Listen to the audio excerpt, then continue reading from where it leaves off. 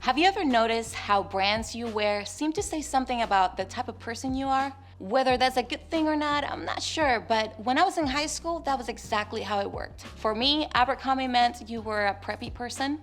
Hollister, maybe you were just a little bit more laid back. And Under Armour meant you were a sporty person. I don't know a lot of sports, but I'm assuming that's what it meant. Brands have always been something people use to express a little bit of who they are, or what they want people to think they are. They also tend to represent the group you are part of or you want to be a part of. For whatever reason, it seems like the brands we wear build the reputation we have. I'm not sure that clothes and accessories say everything about a person, but once you're rolling with a specific group and have a reputation, it can be hard to shake. But more than how the brands we wear contribute to what people think about us, our reputations are made out of all sorts of things and bring all kinds of assumptions about who we are. Just think about the various groups in your school and think about the assumptions that you have made about people who are part of them. Assumptions like, every rich kid is blank. All athletes are blank. The smart kids always blank. The cheerleaders are blank. The mathletes are blank. The kids who vape are blank. We often fill in the blanks about other people with our assumptions. Whether we know the person or not, it doesn't matter. We know their reputation, and to us, that says more than enough about them. And we may not know anything about this person other than the group that they are connected to. And yet, suddenly we feel like we know enough to make a snap judgment about them and write them off. So where do we get these assumptions from? Well, I think that they come from a lot of places, but 3 common ones stand out the most. First, experiences. We have experiences of what someone like them did or said to us, and we use those experiences to prejudge what this person is like. Second, limited perspective. If we know of something someone did or said that was wrong, we build an entire case about them being a bad person and take one thing that we don't like about them and make a judgment on everything about them. And third, insecurities. Sometimes our assumptions are formed from our own insecurities. The person that we're filling in the blank about has something that we want or wish we had.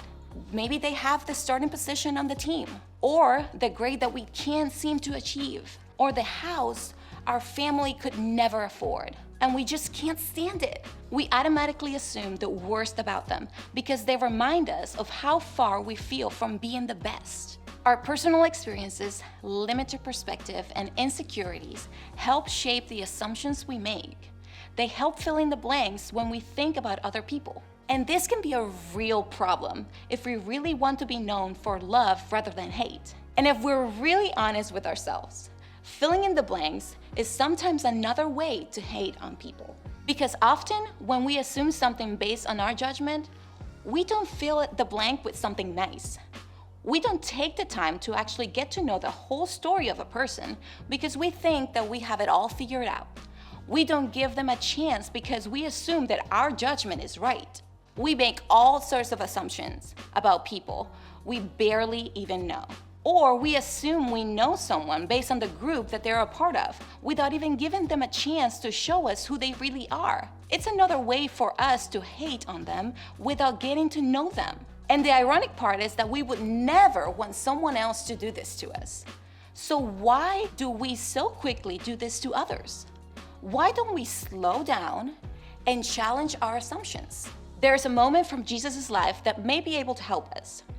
Jesus was in the middle of a tense encounter with some of the religious leaders in Israel at the time. These teachers of the law and Pharisees were a big deal in religious circles, and they had a brand of self-righteousness that they thought set them apart from everyone else.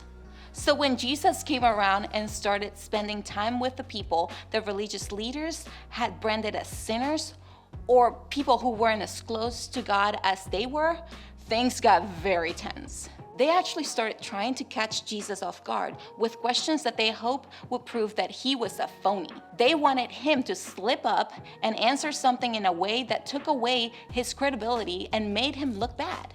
During one of these encounters, after some people had gathered to listen to Jesus teach in the temple, the religious leader caught a woman in an R-rated situation. So they dragged her in front of Jesus to see how he would handle the punishment. And I think that what happened here shows us a different way to live instead of filling in the blank about other people's reputation. Now check this out. As he was speaking, the teachers of the religious law and Pharisees brought a woman who had been caught in the act of adultery. They put her in front of the crowd. "Teacher," they said to Jesus, "this woman has been caught in the act of adultery. The law of Moses says to stone her. What do you say?" They were trying to trap him into saying something that they could use against him. Now, just to be clear about the awkwardness of this woman was caught in the sexual activity with someone other than her husband, or maybe even someone else's husband. And now she's on trial in front of Jesus. These guys wanted Jesus to condemn her to die. Now, I realize that this seems a bit extreme to us today, but the rules were pretty straightforward back then. If you behaved like her, then you get severe punishment. Now, these guys came to Jesus assuming they knew the rules and exactly how he was supposed to respond to this woman because of them. After all, God's Son should know and follow the same rules as the religious leaders, right? Well, let's take a look at what happens next and see for ourselves. But Jesus stooped down and wrote in the dust with his finger. Now they kept demanding an answer. So he stood up again and said, "All right, but let the one who has never sinned throw the first stone." Then he stooped down again and wrote in the dust. When the accusers heard this, they slipped away one by one, beginning with the oldest, until only Jesus was left in the middle of the crowd with the woman. Then Jesus stood up again and said to the woman, "Where are your accusers? Didn't even one of them condemn you?" "No, Lord," she said. And Jesus said, "Neither do I. Go and sin no more." What a moment. I'm not sure we can fully understand the tension of this moment. These religious leaders who build their brand on appearing better than others and showcasing other sins are totally put in their place. So basically, Jesus was saying, you are quick to point out what everyone else is doing wrong, but what about you? Have you ever gotten it wrong? Then one by one, these leaders realized their plan backfired. Jesus kindly and lovingly releases this woman who is literally afraid for her life and tells her to go in freedom and to live her life differently. Can you imagine? Now, don't miss this. Everyone here was guilty of something, both the religious leaders and the woman. But Jesus didn't let this woman's guilt be the end of her story. He didn't let her mistake fill in the blanks for her life. Jesus challenged her to change by saying, "Go and sin no more." That was Jesus's brand, love. And it's exactly what you and I should be about too. But isn't it true that sometimes we are more on brand with the religious leaders? Don't we often fill in the blanks about other people based on their behavior one time? And maybe what they did was wrong, but maybe it was just something that we didn't like. And all of a sudden, we've decided that they are a certain way because of something we prefer or don't prefer. But Jesus' approach to this situation in the story teaches us something different. Everyone branded this woman as bad. Everyone judged her based on this one thing she had done. But Jesus saw her as more than this one thing. He didn't write a story about who she was because of what she had been caught doing. He didn't fill in the blank for her. He didn't see her with an assumption made about her or a judgment made about her. He saw her as a whole person. And as a whole person, he saw her as being deserving of another chance. Jesus proved that we are more than the assumptions and judgments of others. We are worthy of forgiveness, grace, and a second chance because of his love for us. And we can extend the same forgiveness, grace, and love to others too. What if this was the approach that you and I started to take when forming our opinions of other people? What if instead of filling in the blanks with assumptions and judgments, we chose to assume the best and judge everyone as people, not just by their actions? What if we chose to see them as being worthy of love. What if we chose to let love fill in the blank? This will change a lot about the way we think about and treat other people, wouldn't it? Not only that, this will also change a lot about the way we think of ourselves too. We may wind up realizing that we are not as terrible as other people made us feel, or we are not as perfect as we may think.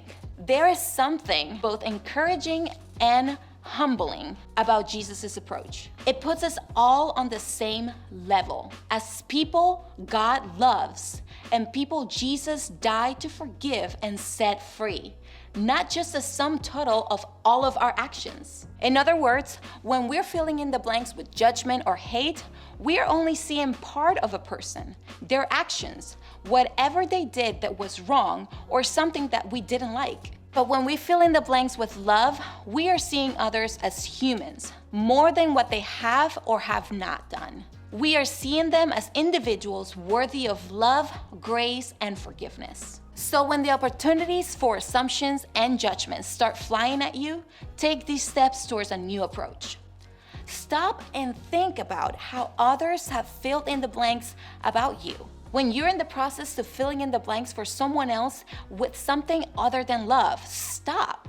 Stop and think about your own life. Now, don't get down on your imperfections, but instead remember how much grace and love you've needed to be where you are today. Remember, Jesus' forgiveness brought you to a place where your life started to change for the better. Then, treat other people the way Jesus had treated you, with grace and love, assuming their best days can be ahead of them. Next, think about how you have wrongly filled in the blanks for someone else. Who is someone you think you know, but you really don't? Who have you filled in the blanks for in a negative way without even learning their whole story? What if instead of filling the blanks about him or her with assumptions, you fill in the blanks with what you do know? Then start to get in the habit of challenging your assumptions about others, because now you do know the way Jesus sees them, as someone deserving of love, grace, and kindness. What if you chose to fill in the blanks about them with Jesus' brand of compassion? What if you chose to let love fill in the blank? When we choose to follow Jesus' example and take these steps, we are choosing to let love fill in the blanks instead of our quick and shallow assumptions and judgments. Jesus' example shows us how to form healthy opinions of others by filling in the blanks about them with love, not hate, using grace and truth. Just imagine what would happen if this is how we spend our time forming opinions of those around us. Instead of assumptions, stereotypes, and preconceived notions based on one part of a person, every opinion we form about others will be all about how worth loving they are. In fact, even if you're new to church or still unsure about all this Christianity stuff, wouldn't you want to be around a brand of people who treated others this way? If this is really what Jesus is about, doesn't it cost you to be a little more interested in his brand? We can be people who let love fill in the blanks about others. When we do this, we will be people known for our love of others, just like Jesus was, just like Jesus intended his people to be.